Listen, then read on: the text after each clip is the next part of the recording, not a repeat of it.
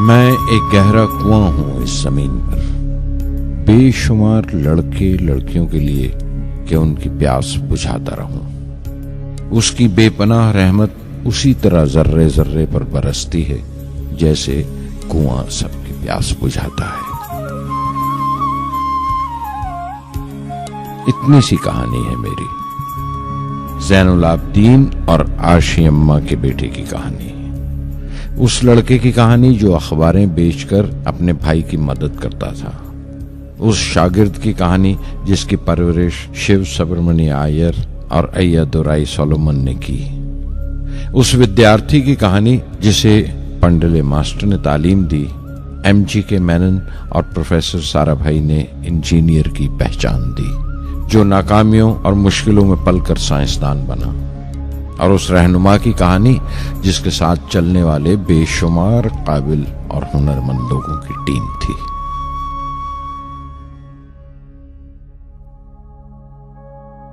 मेरी कहानी मेरे साथ खत्म हो जाएगी, क्योंकि दुनियावी मानों में मेरे पास कोई पूंजी नहीं है। मैंने कुछ हासिल नहीं किया, जमा नहीं किया। मेरे पास कुछ नहीं और कोई नहीं, न बेटा, न बेटी, न परिवार। मैं दूसरों के लिए मिसाल नहीं बनना चाहता, लेकिन शायद कुछ पढ़ने वालों को प्रेरणा मिले कि अंतिम सुख रूह और आत्मा की तस्कीन है। खुदा की रहमत उनकी वरासत है।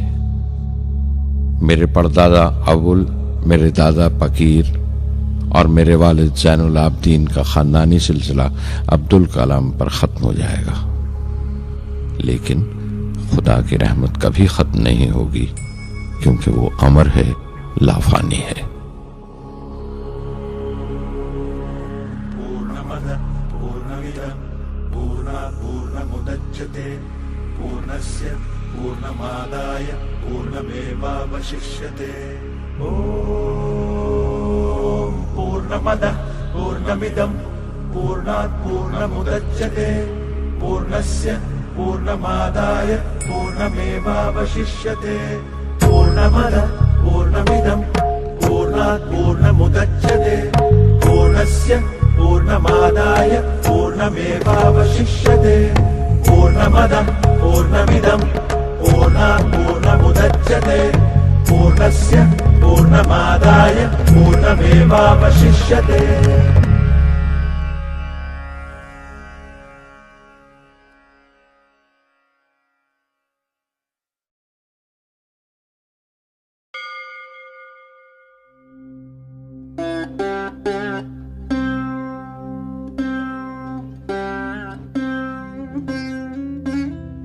मैं शहर रामेश्वरम के एक मिडिल क्लास तमिल खानदान में पैदा हुआ।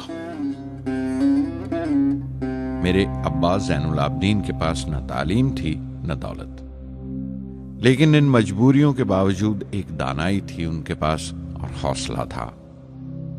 और मेरी मां जैसी मददगार थी आशी अम्मा। उनकी कई औलादों में एक मैं भी था, बुलंद कामत माँ बाप का एक छोटे से कद वाला मामूली शक्ल सूरत का लड़का। अपने पुश्तैनी मकान में रहते थे हम, जो कभी 19वीं सदी में बना था। काफी वसी और पक्का मकान था रामेश्वरम की मस्जिद स्ट्रीट में।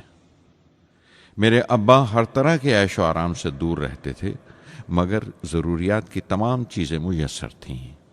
सच तो यह है कि मेरा बचपन बड़ा महफूज था, मादी तौर पर भी और जज्बाती तौर पर भी, मटीरियली एंड इमोशनली।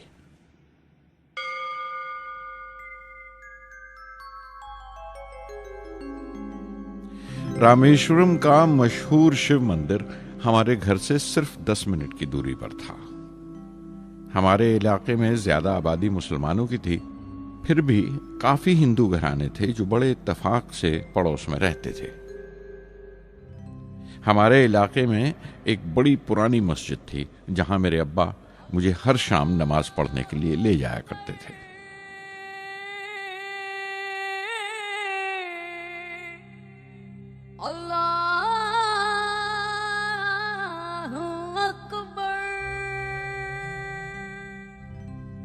रामेश्वरम मंदिर के बड़े पुरोहित पक्षी लक्ष्मण शास्त्री मेरे अब्बा के पक्के दोस्त थे। मेरी बचपन की यादों में आंकी हुई एक याद ये भी थी कि अपने अपने रवायती लिबास में बैठे हुए वो दोनों कैसे रूहानी मसलों पर देर देर तक बातें करते रहते थे। मेरे अब्बा मुश्किल से मुश्किल रूहानी मामलों को भी तमिल की आम जबान में बयान कर लिया करते थे। एक बार मुझसे कहा था, जब आफत आए तो आफत की वजह समझने की कोशिश करो, मुश्किलें हमेशा खुद को परखने का मौका देती हैं।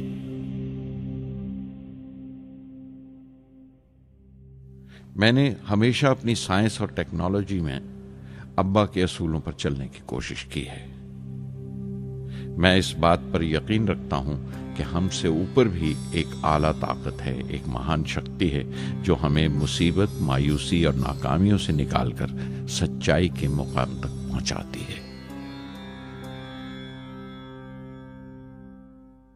मैं करीब 6 बरस का था जब अब्बा ने एक लकड़ी की कश्ती बनाने का फैसला किया, जिसमें वो यात्रियों को रामेश्वरम से धनुषकोडी का दौरा करा सकें, ले जाएं और वापस ले आएं। वो समंदर के साहिल पर लकड़ियां बिछाकर कश्ती का काम किया करते थे, एक और हमारे रिश्तेदार के साथ, अहमद जलालुद्दीन। बाद में उनका निकाह मेरी आपा जोहरा के साथ हुआ। अहमद जलालुद्दीन हालांकि मुझसे 15 साल बड़े थे, फिर भी हमारी दोस्ती आपस में जम गई थी। हम दोनों हर शाम लंबी सैर को निकल जाया करते थे। मस्जिद गली से निकलकर हमारा पहला पड़ाव शिव मंदिर हुआ करता था, जिसके गिर्द हम उतनी ही श्रद्धा से परिक्रमा करते थे जिस श्रद्धा से बाहर से आए हुए यात्री। जलालुद्दीन ज्यादा पढ़ लिख नहीं सके उनके घर के हालात की वजह से, लेकिन मैं जिस जमाने की बात कर रहा हूं, उन दिनों हमारे इलाके में सिर्फ वही एक शख्स था जो अंग्रेजी लिखना जानता था। जलालुद्दीन हमेशा तालीम याफ्ता पढ़े लिखे लोगों के बारे में बातें करते थे, साइंस की इजाद, मेडिसिन और उस वक्त के लिटरेचर का जिक्र किया करते थे। एक और शख्स जिसने बचपन में मुझे बहुत मुतासिर किया वो मेरा कजन था, मेरा चचेरा भाई शमसुद्दीन। उसके पास रामेश्वरम में अखबारों का ठेका था और सब काम अकेले ही किया करता था। हर सुबह अखबार रामेश्वरम रेलवे स्टेशन पर ट्रेन से पहुंचता था। सन 1939 में दूसरी आलमगीर जंग शुरू हुई, द सेकेंड वर्ल्ड वॉर। उस वक्त मैं 8 साल का था। हिंदुस्तान को इत्तेहादी फौजों के साथ शामिल होना पड़ा और एक इमरजेंसी के हालात पैदा हो गए थे। सबसे पहली दुर्घटना यह हुई कि रामेश्वरम स्टेशन पर आने वाली ट्रेन का रुकना कैंसिल कर दिया गया और अखबारों का गट्ठा अब रामेश्वरम और धनुषकोडी के बीच से गुजरने वाली सड़क पर चलती ट्रेन से फेंक दिया जाता। शमसुद्दीन को मजबूरन एक मददगार रखना पड़ा जो अखबारों के गट्ठे सड़क से जमा कर सके। वो मौका मुझे मिला और शमसुद्दीन मेरी पहली आमदनी की वजह बना। हर बच्चा जो पैदा होता है वो कुछ समाजी और आर्थिक हालात से जरूर असरअंदाज होता है और कुछ अपने जज्बाती माहौल से भी। उसी तरह उसकी तरबियत होती है। मुझे दयानतदारी और सेल्फ डिसिप्लिन अपने अब्बा से विरासत में मिला था और मां से अच्छाई पर यकीन करना और रहमदिली। लेकिन जलालुद्दीन और शमसुद्दीन की सोहबत से जो असर मुझ पर पड़ा, उससे सिर्फ मेरा बचपन ही महज अलग नहीं हुआ, बल्कि आइंदा जिंदगी पर भी उसका बहुत बड़ा असर पड़ा।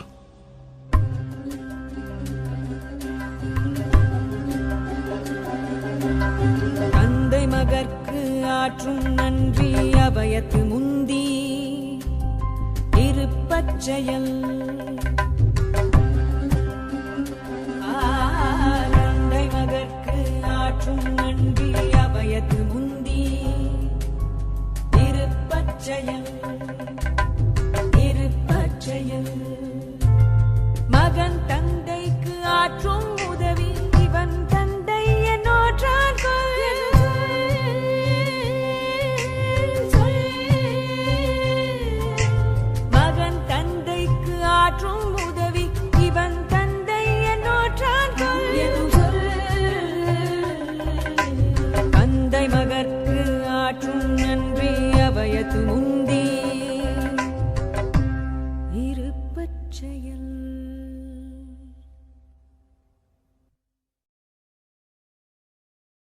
फिर जंग खत्म हो गई और हिंदुस्तान की आज़ादी बिल्कुल यकीनी हो गई।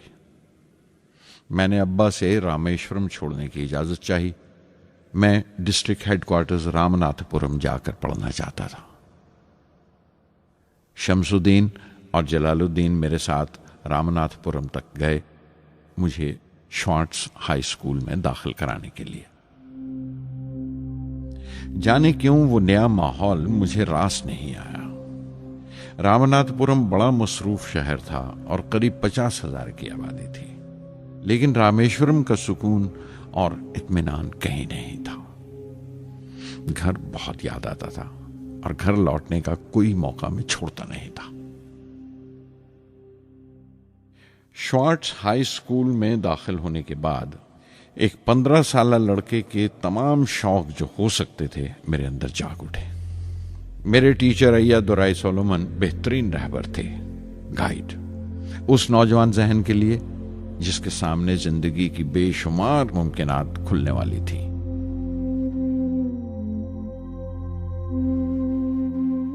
रामनाथपुरम के उस अरसा क़याम में उनसे मेरा रिश्ता उस्ताद शागिर्द या गुरु शिष्य से भी आगे निकल गया। अय्यादुराई कहा करते थे, जिंदगी कामयाब होने और नतीजे हासिल करने के लिए 3 ताकतों पर काबू पाना बहुत जरूरी है: ख्वाहिश, यकीन और उम्मीद।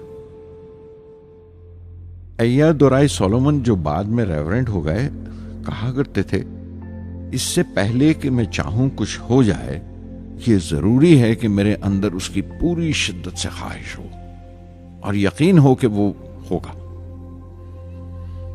मैं अपनी जिंदगी से अगर मिसाल दूं तो मुझे बचपन से ही आसमान के इसरार और परिंदों की परवाज हमेशा हैरान करती थी, फैसिनेट करती थी। समंदर में कूंजों और बगलों को ऊंची उड़ाने लगाते देखता था तो उड़ने को जी करता था। मैं एक सादा लोग गांव ही का लड़का तो था, लेकिन मुझे यकीन था कि एक दिन मैं जरूर उन कूंजों की तरह बुलंद उड़ाने लगाऊंगा, बुलंदी पर परवाज करूंगा। और हकीकत यह है कि रामेश्वरम से उड़ने वाला मैं पहला लड़का था।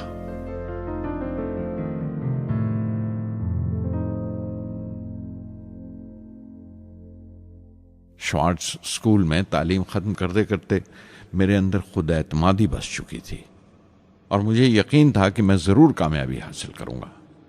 मैं तालीम आगे जारी रखूंगा, उसमें कोई दूसरा ख्याल नहीं था।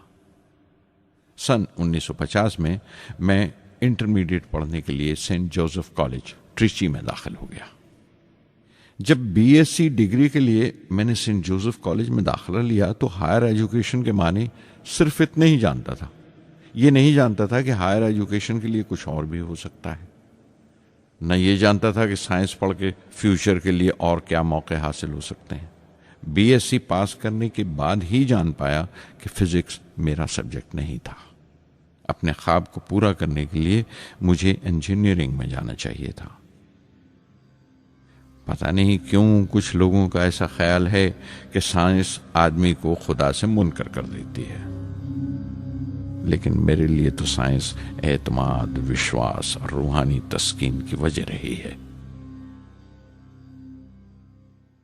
किसी तरह मैं MIT यानी मद्रास इंस्टीट्यूट ऑफ टेक्नोलॉजी के उम्मीदवारों की लिस्ट में तो आ गया, लेकिन उसका दाखला बहुत महंगा था। कम से कम 1,000 रुपए की जरूरत थी और मेरे अब्बा के पास इतने रुपए नहीं थे। उस वक्त मेरी अक्का, मेरी आपा जोहरा ने अपने सोने के कड़े और चेन बेचकर मेरी फीस का इंतजाम किया। मुझ पर उसकी उम्मीद और यकीन देखकर मैं पसीज गया।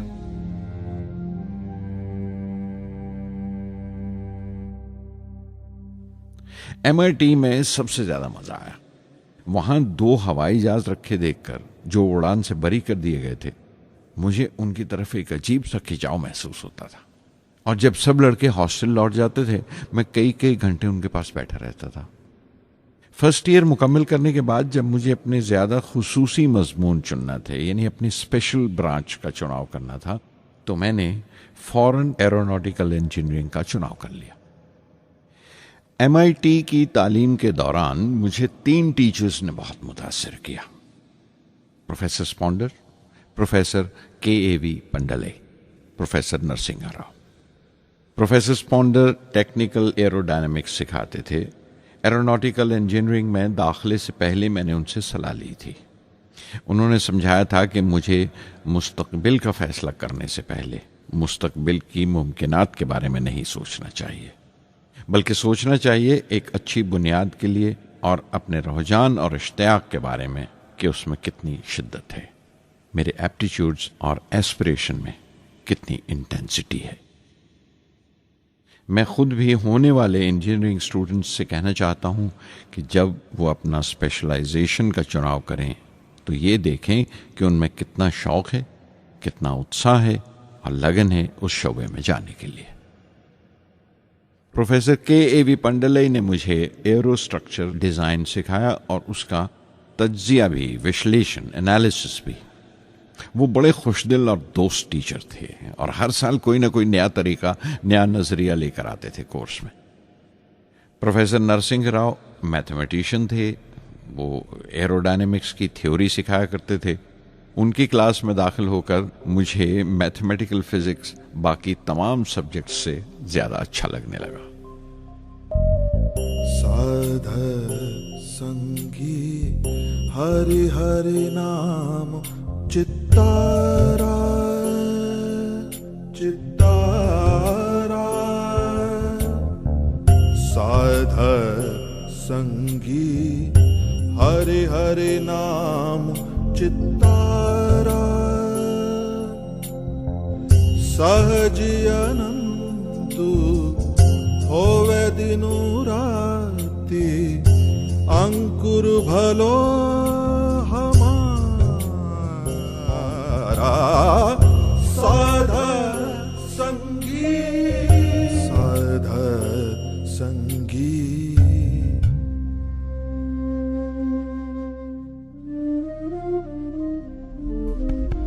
गुरुपुरा भेटियो बड़ भागी, गुरुपुरा भेटियो बड़ भागी, जाको अंतु न परवारा, अंतु न परवारा,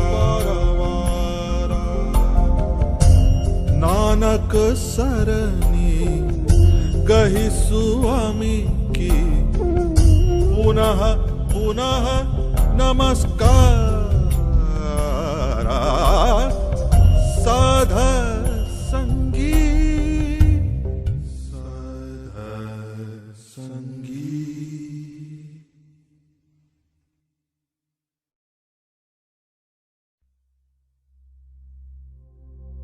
MIT से मैं बेंगलोर के हिंदुस्तान एरोनॉटिक्स लिमिटेड HAL में बतौर ट्रेनी दाखिल हो गया।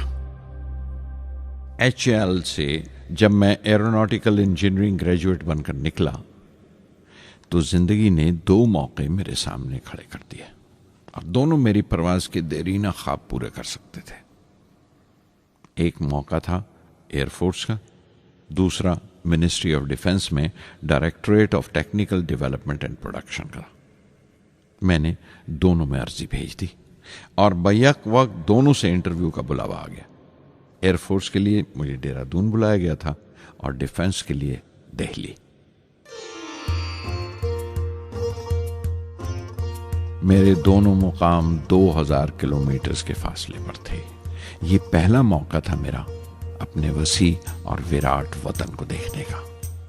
खिड़की पर बैठा मैं इस देश की सरजमीन को पांव तले से बहता हुआ देख रहा था। हैरान था कि उत्तर की तरफ सफर करते हुए एक ही मुल्क का लैंडस्केप कैसे बदलता चला जाता है। मैं 1 हफ्ता दिल्ली में ठहरा, डिफेंस मिनिस्ट्री का इंटरव्यू दिया। इंटरव्यू अच्छा हुआ था। वहां से मैं देहरादून गया एयरफोर्स सिलेक्शन बोर्ड के इंटरव्यू के लिए। 25 उम्मीदवारों में मैं 9वें नंबर पर आया। मेरा दिल बैठ गया, बहुत मायूस हुआ और कई दिन तक अफसोस रहा कि एयरफोर्स में जाने का मौका मेरे हाथ से निकल गया। मैं ऋषिकेश चला गया, दिल पर यह बोझ लेकर कि आने वाले दिन बड़े सख्त होंगे।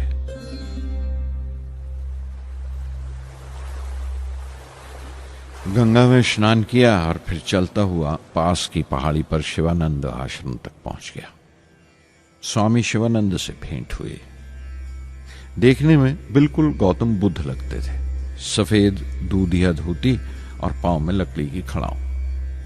उनकी बच्चों सी मासूम मुस्कान और सादा दिली देखकर बहुत प्रभावित हुआ मैंने बताया उन्हें कैसे मैं इंडियन एयरफोर्स में भर्ती होने से रह गया और मेरी कितनी शदीद ख्वाहिश थी आसमानों में उड़ने की, परवास करने की।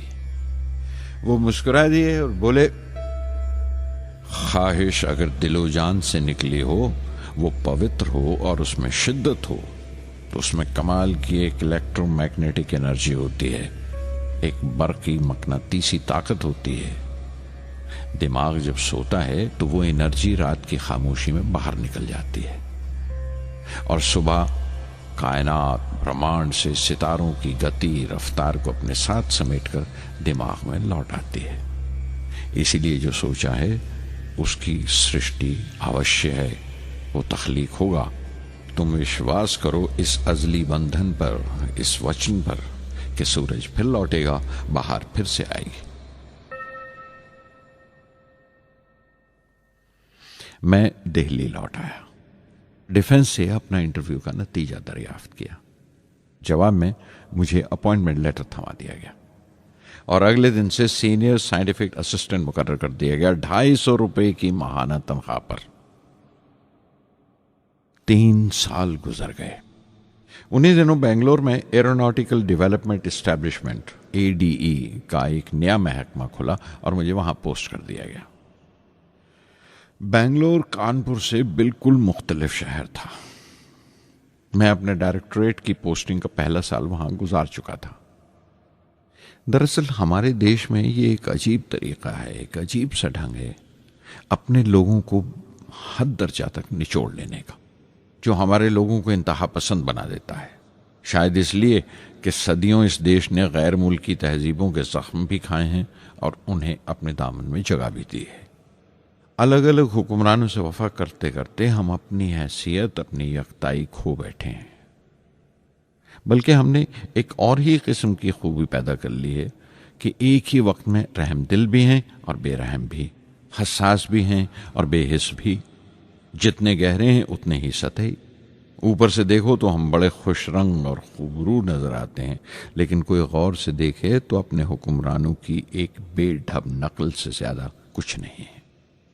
मैंने कानपुर में कल्ले में दबाए हुए पान वाले नवाब वाजिद अली शाह के नकलची बहुत देखे और बेंगलोर में फिरंगियों के अंदाज में कुत्ते की जंजीर थामे टहलते हुए साहिबों की कमी नहीं थी। बेंगलोर में रहकर मैं रामेश्वरम के सुकून और गहरे शांत वातावरण के लिए तरसता था।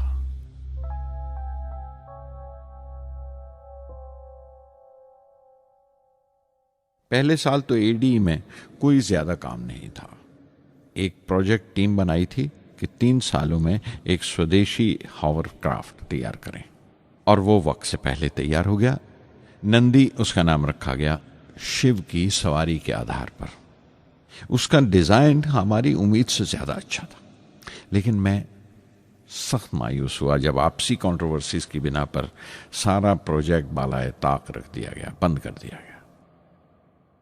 Professor MGK Menon, Tata institute of fundamental research के डायरेक्टर, एक रोज अचानक ही हमारी जांच पड़ताल को आ पहुंचे। नंदी का जिक्र निकला। मुझसे पूछताछ करते हुए उन्होंने ख्वाहिश जाहिर की एक 10 मिनट की उड़ान के लिए। उसके 1 हफ्ता बाद की बात है, मुझे इनकुस्पार से बुलावा आ गया, the Indian committee for space research. मैं मुंबई चला गया रॉकेट इंजीनियर की पोस्ट के लिए इंटरव्यू देने। मेरा इंटरव्यू लेने वाले डॉक्टर विक्रम साराभाई और प्रोफेसर MGK मेनन के अलावा मिस्टर सराफ थे, जो उस वक्त एटॉमिक एनर्जी कमीशन के डिप्यूटी सेक्रेटरी के ओहदे पर थे। डॉक्टर साराभाई की गर्मजोशी ने पहली ही मुलाकात में मेरा दिल मोह लिया। अगले ही दिन मुझे खबर मिल गई कि मैं चुन लिया गया। मुझे इनकोस्पार में रॉकेट इंजीनियर की हैसियत से शामिल कर लिया गया था। सन 1962 के देरीना हिस्से में कहीं इनकोस्पार ने थुम्बा में इक्वेटोरियल रॉकेट लॉन्चिंग स्टेशन बनाने का फैसला किया। थुम्बा केरला में त्रिवेंद्रम से परे एक दूर दराज के ऊंगते से गांव का नाम है। हिंदुस्तान में यह मॉडर्न रॉकेट बेस्ड रिसर्च की एक दबी सी इब्तदा थी, हल्की सी शुरुआत। उसके फौरन बाद ही मुझे 6 माह के लिए अमेरिका भेज दिया गया, नासा में रॉकेट लॉन्चिंग की ट्रेनिंग के लिए। जाने से पहले मैं थोड़ा सा वक्त निकालकर रामेश्वरम गया। मेरे अब्बा मेरी इस कामयाबी के लिए बहुत खुश हुए और मुझे उसी मस्जिद में ले जाकर शुक्राने की नमाज अदा की।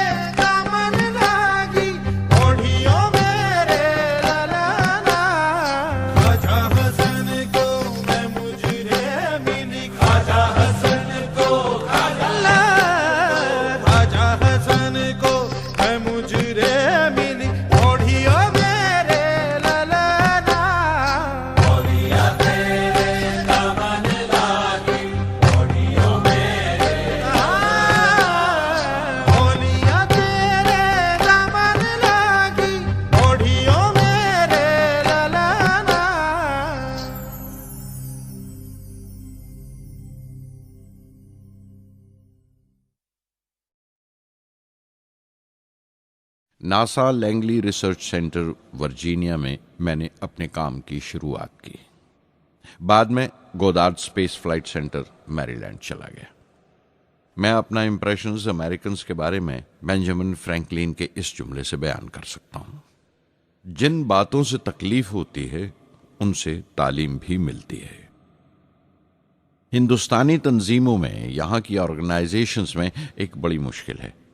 जो ऊपर हैं वो बड़े मगरूर हैं, अपने से छोटों की, जूनियर्स और सबऑर्डिनेट्स की राय लेना अपनी हतक समझते हैं। कोई शख्स भी अपनी खूबी दिखा नहीं सकता अगर आप उसे मलामत ही करते रहें। उसूल और पाबंदी, पाबंदी और सख्ती, सख्ती और जुल्म के बीच की लाइन बड़ी महीन है, बारीक है, उसकी पहचान बहुत जरूरी है। मैं जैसे ही नासा से लौटा, फौरन बाद हिंदुस्तान का पहला रॉकेट लॉन्च वाक़या हुआ, 21 नवंबर सन 1963। वो साउंडिंग रॉकेट था, नाम नाइकी अपेची। नाइकी अपेची की कामयाबी के बाद प्रोफेसर साराभाई ने अपनी आरजू, अपने एक ख्वाब का इजहार किया, एक Indian satellite launch vehicle ISLV का सपना। हिंदुस्तानी रॉकेट का ख्वाब 20वीं सदी में एक तरह से 18वीं सदी का ख्वाब भी कहला सकता है, जो टीपू सुल्तान ने देखा था। टीपू सुल्तान की फौज में 27 ब्रिगेड थे जो खुशून कहलाते थे, और हर एक ब्रिगेड में एक दस्ता था रॉकेटमैन का जो साथ रहा करता था और जुर्क्स कहलाता था। जब टीपू सुल्तान मारा गया तो अंग्रेजों ने 700 रॉकेट्स और 900 रॉकेट के सब सिस्टम्स बरामद किए 1799 में तिरुकन्नाहल्ली की जंग के बाद। वो रॉकेट्स विलियम कॉन्गरीव ने इंग्लैंड भिजवा दिए जांच पड़ताल के लिए, उसकी तकनीक समझने के लिए, जिसे आज की साइंसी जबान में हम रिवर्स इंजीनियरिंग कहते हैं। टीपू सुल्तान की मौत के साथ उस ख्वाब की भी मौत हो गई, कम से कम 150 साल के लिए। पंडित जवाहरलाल नेहरू की बदौलत वो रॉकेटरी का ख्वाब एक बार फिर हिंदुस्तान में जिंदा हुआ। प्रोफेसर साराभाई ने उस ख्वाब को हकीकत बनाने की जिम्मेदारी अपने सर ले ली। बहुत से तंग नजर लोगों को एतराज था इस बात पर कि इस मुल्क में जहां लोगों को 2 वक्त की रोटी नसीब नहीं होती, वहां इन स्पेस उड़ानों को, इन खलाई तहरीकों को क्यों तरजीह दी जा रही है। लेकिन प्रधानमंत्री पंडित नेहरू और प्रोफेसर साराभाई के नजरिए में किसी किस्म का मुबालगा नहीं था। उनके नजरिए बिल्कुल साफ थे कि अगर दुनिया के मुल्कों में और दुनिया के मसलों में कोई हिस्सा लेना है, शिरकत करनी है, हिंदुस्तान को कोई हैसियत हासिल करनी है, तो साइंस और टेक्नोलॉजी की तरक्की और खुद मुख्तारी, सेल्फ रिलायंस अशद जरूरी है। और उनका मकसद ताकत का मुजाहिरा हरगिज नहीं था। सहज पके सुमीठा होए। थुम्बा में 2 रॉकेट सहज पके मगर कामयाब हुए, एक रोहिणी, दूसरा मेनका। अगला साल लगा ही था जब प्रोफेसर साराभाई ने मुझे दिल्ली बुला भेजा। एक मीटिंग थी और मीटिंग में ग्रुप कैप्टन VS नारायणन से मेरा तारुफ कराया गया, जो एयर हेडक्वार्टर्स से थे। प्रोफेसर साराभाई ने रेटो तैयार करने का इरादा जाहिर किया, rocket assisted take off system, एक मिलिट्री एयरक्राफ्ट जो रॉकेट की मदद से उड़ाया जा सके बड़ी छोटी सी जगह में। शाम तक यह खबर भी आम हो गई कि हिंदुस्तान एक खुद साख्ता मिलिट्री एयरक्राफ्ट तैयार कर रहा है और मैं उस प्रोजेक्ट का मुख्तार हूं, जिम्मेदार हूं। मैं कई तरह के जज्बात से भर गया, खुश भी था, शुक्रगुजार भी, खुशकिस्मत भी, और एक एहसास हुआ तकमील का, फुलफिलमेंट का। 19वीं सदी के एक शायर की ये सतरें बहुत याद आई। हर दिन के लिए तैयार रहो, हर दिन को एक तरह ही मिलो, जब ओखली हो बर्दाश्त करो, जब दस्ता हो तो वार करो। रेटो पे काम करते हुए 2 अहम वाकयात हुए। पहला तो यह था कि अपने देश में पहली बार स्पेस रिसर्च का 10 साला प्रोग्राम तैयार हुआ, जिसके ऑथर थे प्रोफेसर साराभाई। मेरे लिए वो एक ऐसा रूमानी मैनिफेस्टो था जैसे स्पेस से इश्क करने वाले किसी शायर की रूमानी नज्म हो, जैसे कोई अपने देश के आसमान से इश्क करने लगा हो। और दूसरा वाकया मिनिस्ट्री ऑफ डिफेंस में मिसाइल पैनल का तैयार होना। नारायणन और मैं, हम दोनों उस पैनल के मेंबर थे। उस वक्त तक भविष्य की आने वाली SLV सैटेलाइट लॉन्च व्हीकल का नाक नक्शा भी तैयार हो चुका था। प्रोफेसर साराभाई अपने देरीना ख्वाब को ताबीर देने के लिए कुछ और साथियों का चुनाव कर चुके थे। मैं खुद को खुशकिस्मत समझता हूं कि मुझे उस प्रोजेक्ट का लीडर चुना गया। उस पर प्रोफेसर साराभाई ने मुझे एक और जिम्मेदारी भी सौंपी कि लॉन्च की 4थी स्टेज मैं ही डिजाइन करूं। यह मामूल था, मेरा आदत थी कि हर मिसाइल पैनल की मीटिंग के बाद मैं जाकर प्रोफेसर साराभाई को पूरी तफसील, पूरी रिपोर्ट देता था।